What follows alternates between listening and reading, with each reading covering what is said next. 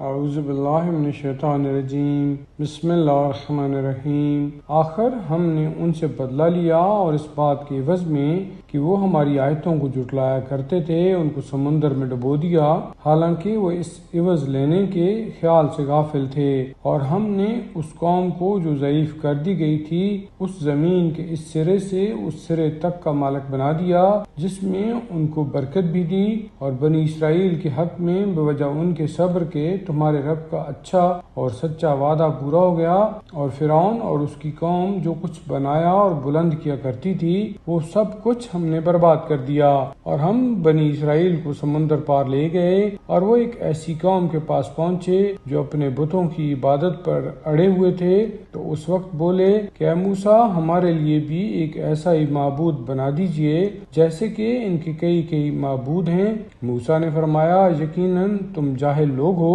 یہ لوگ جس دین میں ہیں وہ ضرور تباہ ہونے والا ہے، اور ان کے کل اعمال اکارت ہونے والے ہیں۔ یہ بھی فرمایا، میں تمہارے لیے خدا کے سوا کوئی اور معبود تلاش کر دوں، حالانکہ وہ ایسا ہے کہ اس نے تم کو تمام عالموں پر فضیلت دی ہے۔ اور اس وقت کو یاد کرو جبکہ ہم نے تم کو فرعون والوں کے ہاتھ سے نجات دی تھی، جو تمہیں برے سے برے عذاب دیا کرتے تھے، یعنی تمہارے بیٹوں کو قتل کیا کرتے تھے اور تمہاری بیٹیوں کو زندہ چھوڑ دیا کرتے تھے، اور اس میں تمہارے پروردگار کی طرف سے تمہاری بڑی سخت آزمائش تھی۔ اور ہم نے موسیٰ سے 30 شبوں کا وعدہ کیا تھا اور ایک عشرہ اور ملا کر اس کو پورا کیا، پس ان کے پروردگار کی مقررہ مدت 40 شب پوری ہوئی۔ اور موسیٰ نے اپنے بھائی ہارون سے کہا کہ تم میری قوم میں میرے خلیفہ بنو اور اصلاح کرتے رہو اور مفسدوں کی راہ کی پیروی نہ کرنا۔ اور جب موسیٰ ہمارے مقررہ وقت پر آئے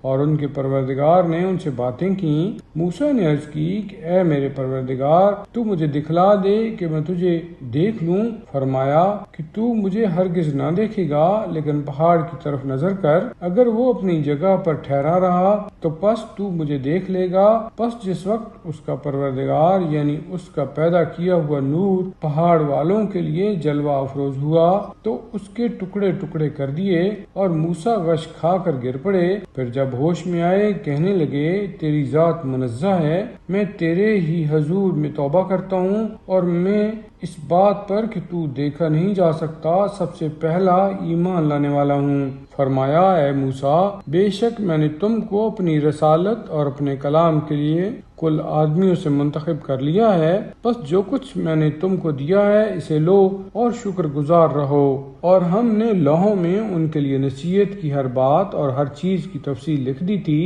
اور ان کو یہ حکم دیا تھا کہ اس کو مضبوط ہو کر لو اور اپنی قوم کو حکم سنا دو کہ ان میں سے اچھی باتوں کو اختیار کر لیں، عنقریب میں تم کو نافرمانوں کا مکان دکھلا دوں گا، عنقریب میں اپنی نشانیوں سے ان لوگوں کو ہٹا دوں گا جو زمین پر ناحق تکبر کیا کرتے ہیں، اور اگر وہ ہر ایک نشانی کو دیکھ بھی لیں گے تو بھی اس پر ایمان نہ لائیں گے، اور اگر وہ نیکی کا راستہ دیکھ لیں گے تو اسے اپنا راستہ نہ بنائیں گے، اور اگر گمراہی کا راستہ دیکھ پائیں گے تو اسے اپنا راستہ بنا لیں گے۔ یہ اس وجہ سے کہ انہوں نے ہماری نشانیوں کو جھٹلایا اور ان سے غافل رہے۔ اور جن لوگوں نے ہماری نشانیوں کو اور آخرت سے کام پڑ جانے کو جھٹلایا، ان کے اعمال باطل ہو گئے۔ کیا ان کو سوائے اس عمل کے جو کچھ وہ کیا کرتے تھے کوئی اور بدلہ دیا جائے گا؟ اور موسیٰ کی قوم نے ان کے بعد اپنے زیوروں سے ایک بچڑا بنا لیا،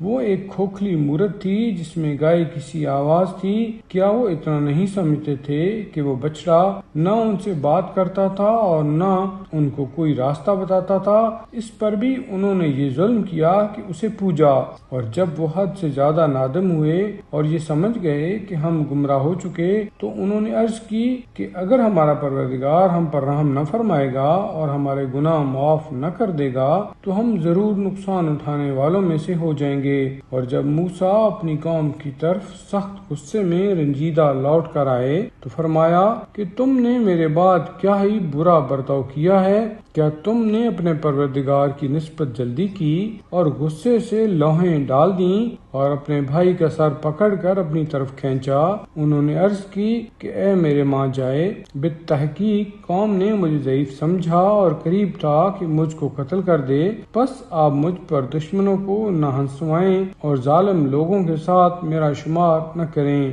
موسیٰ نے عرض کی کہ اے میرے پروردگار، تو مجھے اور میرے بھائی کو بخش دے اور ہم دونوں کو اپنی رحمت میں داخل کر لے، اور تو ہی سب رحم کرنے والوں سے زیادہ رحم کرنے والا ہے۔